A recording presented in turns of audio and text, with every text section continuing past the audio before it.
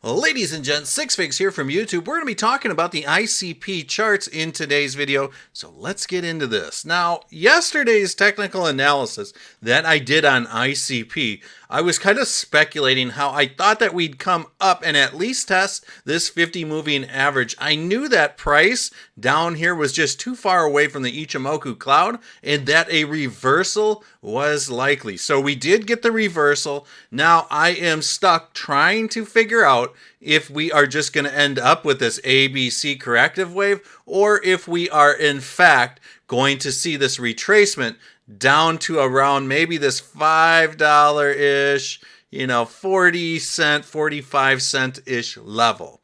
Now we're looking at the 4-hour chart. I have been kind of speculating though that we could be kind of seeing the setup for a nice inverse head and shoulders. And I'm going to demonstrate this to you guys right now. So with that said, we've got a left shoulder here. We've got a nice head. If we reject at this 50 moving average, we could come down for the setup on this 200 moving average, something like this, and we might see a pounce through this Ichimoku cloud on this 4-hour chart. But as this sits right now, man, price action has been rejected by this 50 moving average, and it's been kind of slow the last 8 hours to retest that area. So it's going to be interesting to see, like I said, if we get this ABC corrective wave or if we get the DE corrective wave. In addition, if we just get the ABC corrective wave, we could be seeing ICP pull one of these maneuvers to the upside and go into some sort of a breakout. Let's look at ICP on the daily chart, and then we're going to just check out Bitcoin here. Bear with me one second while I get back to the ICP chart. Here is the daily, folks, and I was kind of saying in the last couple days that ICP is going to come back down and test this 200 moving average.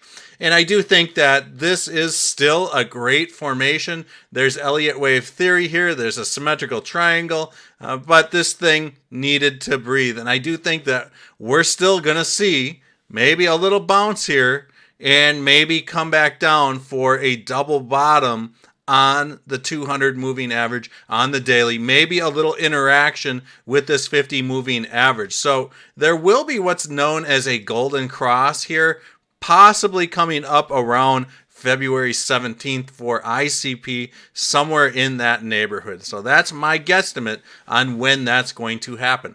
A lot of times there's reversals on golden crosses and death crosses, especially on the higher time frame charts. So that is something to be weary of. As far as what ICP is going to do, like within the next few hours, looks like we found a nice local bottom here. I do think that this thing, might be gearing up for that move up to about that $5.80-ish level, possibly. I would love to see that inverse head and shoulders theory play out. Now let's just head on over to the Bitcoin charts and really take a quick look at Bitcoin. I want to look at this on the daily. So bear with me one second. I get this pulled up. So with Bitcoin, it's the same exact thing.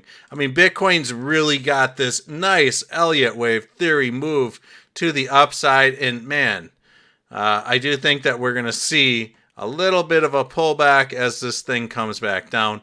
But you can see that Bitcoin on the daily has golden crossed, and we are seeing somewhat of a little bit of a pullback.